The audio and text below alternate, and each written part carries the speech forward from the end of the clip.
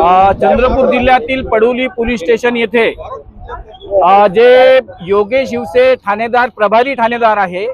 त्यांच्या माध्यमातून तिथे चालणारी झेंडेमुंडी जुगार असेल, तिथे चालणारा अवैध डिझेल असेल आणि त्या तिथे सट्टापट्टीचा व्यवसाय आणि अनेक जे आहे चोऱ्या चपाट्याचे जे काम जे आहे ते सुरू आहे, त्या सर्व लोकांना संरक्षण देऊन ठाणेदार योगेश शिवसे मोठ्या प्रमाणामध्ये तिथे अवैध वसुली करतायत। या संदर्भामध्ये आमचे जे आशिष खरोले जे आहे यांनी झेंडेमुंडी जिथं चालत आहे तिथे जाऊन त्यांनी शूटिंग करण्याचा प्रयत्न केला तर त्याला मारहाण झाली आणि त्यांनी पोलीस स्टेशन मध्ये तक्रार दाखल करण्यासाठी गेला असता त्याची तक्रार घेतली नाही। म्हणजे पत्रकारांना एक प्रकारे जे आहे वागणूक जे आहे चुकीची मिळत आहे आणि अवैध व्यावसायिक जे आहे त्यांना संरक्षण देण्यात येत आहे। आणि म्हणून महाराष्ट्र जे आहे आमचं जे पोर्टल जे आहे त्या भूमिपुत्राची हाक पोर्टल मध्ये संबंधित जे आहे योगेश शिवसे यांचा फोटो लावून बातमी छापली होती की पडोली परिसरामध्ये मोठ्या प्रमाणामध्ये अवैध व्यवसाय चालतात आणि त्यांना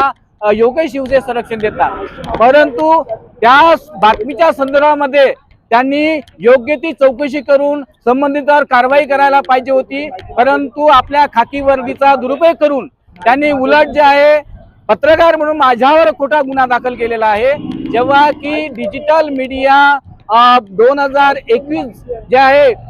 केंद्रीय माहिती अधिनियम जे आहे याच्या अंतर्गत जे आहे आमच्यावर डिजिटल मीडियाच्या कुठल्याही पत्रकारावर डायरेक्ट गुन्हा दाखल होऊ शकत नाही, पण कायद्याचं ज्ञान नसलेल्या योगेश शिवसे यांनी खाकी वर्दीचा जे दुरुपयोग करून माझ्यावर खोटा गुन्हा दाखल केलेला आहे आणि अशा चंद्रपूर जिल्ह्यामध्ये 3-4 डिजिटल मीडियाच्या पत्रकारावर खोटा गुन्हा दाखल झालेला आहे। त्याच्यामुळं आम्ही Indian digital media and broadcast association तर्फे आज इथे ठिय्या आंदोलन केलेलं आहे आणि त्या आंदोलनाच्या माध्यमातून संबंधित पोलीस अधिकाऱ्यावर गुन्हा दाखल झाला पाहिजे, त्यांच्यावर योग्य ती चौकशी करून जे आहे त्यांच्या संपत्तीची चौकशी झाली पाहिजे आणि त्यांच्यावर जे आहे कारवाई झाली पाहिजे, अशा प्रकारची मागणी घेऊन आज आम्ही ठिय्या आंदोलन केलेलं आहे।